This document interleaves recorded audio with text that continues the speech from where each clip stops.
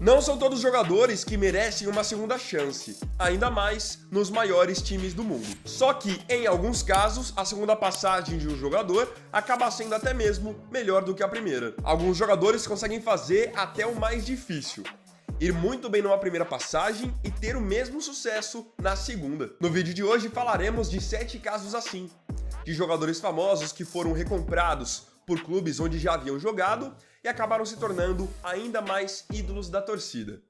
Vou mostrar isso pra você após a vinheta.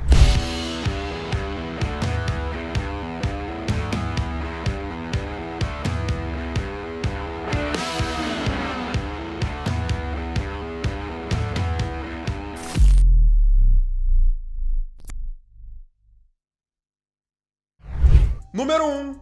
Casemiro. Talvez o maior exemplo de se aproveitar uma segunda oportunidade no futebol tenha sido o do Casemiro. O volante saiu do São Paulo não deixando saudades na torcida tricolor e foi direto para o Real Madrid B. Durante pouco mais de um ano, ele praticamente não foi aproveitado pela equipe principal e acabou então sendo negociado com o Porto, onde ele poderia ter mais espaço e de fato amadurecer. No clube português, o Casemiro se desenvolveu bastante. Jogou 40 partidas na temporada, marcou gols e ele acabou chamando a atenção do próprio Real Madrid, seu antigo clube, que então foi e o chamou de volta. De volta ao clube merengue, o meio-campista acabou fazendo história. Se consolidou como o melhor do mundo na posição e ajudou também a equipe espanhola a conquistar diversos títulos. De 2015 a 2022 foram quase 20 títulos conquistados com a camisa do Real Madrid. E hoje é um consenso entre os torcedores merengues que ele é um dos maiores ídolos da história do clube. Número 2. Didier Drogba. Didier Drogba é um dos maiores nomes da história do Chelsea, tendo 2 passagens sensacionais por Stamford Bridge. Em 2004, o atacante deixou o Olympique de Marselha da França e foi comprado pelo Chelsea, que na época estava começando a ter mais relevância após ter sido adquirido pelo bilionário russo Roman Abramovich. De 2004 a 2012, Drogba foi um dos responsáveis por mudar o Chelsea de patamar, tanto na Inglaterra quanto na Europa de uma maneira geral. Ele conquistou a Premier League por 3 vezes, sendo artilheiro em 2 oportunidades, e ainda ajudou o Chelsea a conquistar de maneira inédita a Champions League em 2012, fazendo gol na final e também batendo o pênalti do título. Após o título da Champions, Drogba decidiu sair do Chelsea.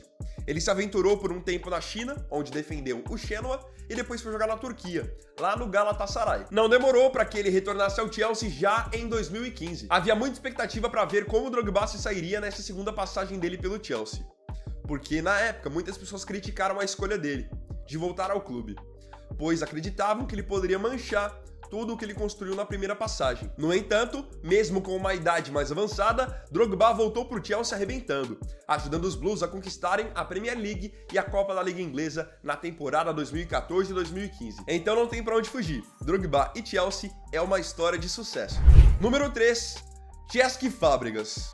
Cesc Fábregas sempre foi um dos nomes mais promissores das categorias de base do Barcelona. Criado na Catalunha, Fábregas não foi aproveitado a princípio no time principal do Barcelona, porque quando ele estava para subir para o profissional, o time do Barça era aquele da geração 2004, 2005, 2005, 2006, da época do Ronaldinho. Então, ali já haviam vários jogadores bons e consolidados, o que acabou fazendo o Fábregas se tornar jogador do Arsenal. E o Arsenal acabou sendo uma baita escolha para o Fábregas, porque era um time recheado de jovens, com alguns jogadores emergentes, então foi um tiro certeiro. Mesmo sendo um jogador ainda novo, ele conseguiu se destacar bastante com um bom passe, um futebol vistoso e com bastante liderança, tanto que se tornou o capitão dos Gunners. Apesar do sucesso que Fábregas vinha construindo no Arsenal, tanto ele quanto o Barcelona sabiam lá no fundo que deveriam dar mais uma chance um ao outro.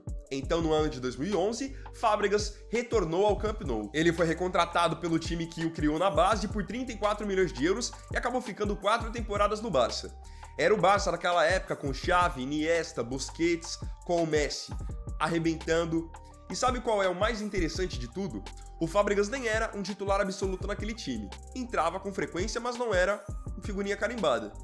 E o Fábregas teve ótimos números no Barcelona e muita gente não se lembra disso. Em 151 partidas, nessa sua segunda passagem, ele marcou 42 gols e deu 50 assistências. Olhem só quão alto foi o nível de participação dele em gols. Além do bom desempenho individual, ele ainda conquistou 6 títulos nessa sua volta à sua casa.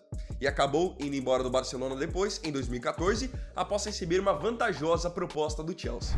Número 4, Adriano Imperador.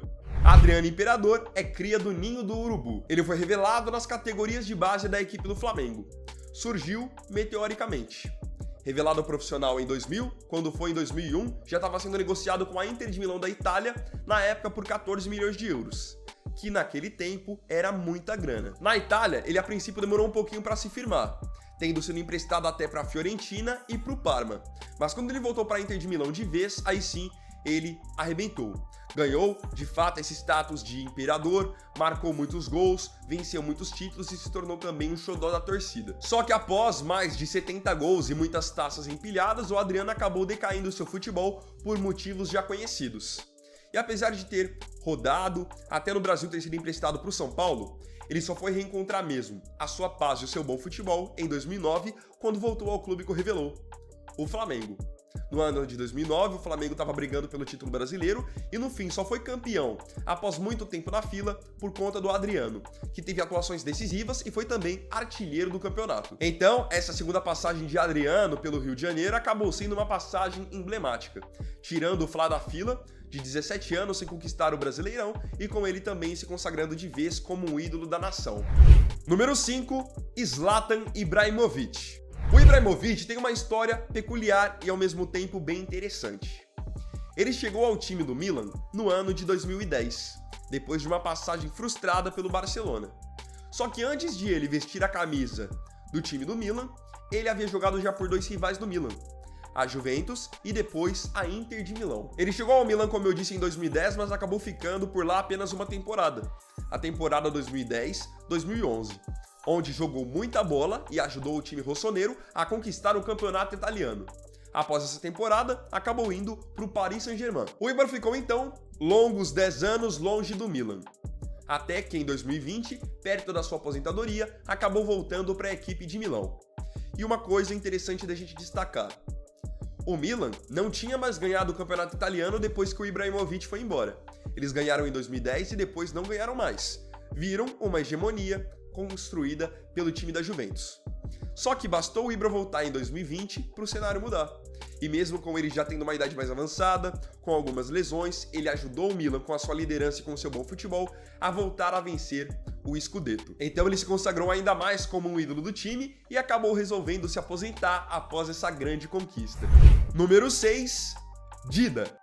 Um dos maiores goleiros brasileiros de todos os tempos, Dida deixou o Cruzeiro em 1999 para assinar com o Milan. Acontece que ele mal chegou à Itália e foi emprestado ao Corinthians, onde acabou também indo muito bem. Pelo clube paulista ele foi bem, vencendo até o Mundial de Clubes do ano de 2000. Quando ele voltou para o Milan no ano de 2002, aí ele já tinha um outro status, até porque tinha sido também campeão da Copa com a seleção brasileira. Dali em diante, com mais moral, o Dida arrebentou tendo uma segunda chance após ter sido emprestado. No Milan, ele conquistou 7 títulos. Desses 7 títulos, 2 taças foram simplesmente da Liga dos Campeões, vencendo nos pênaltis e com ele fazendo a diferença. Era um goleiro que era especialista no quesito. No fim das contas, o gelado Dida jogou mais de 300 jogos com a camisa do Milan, passando 132 sem tomar nenhum gol. Número 7, Juan Román Riquelme.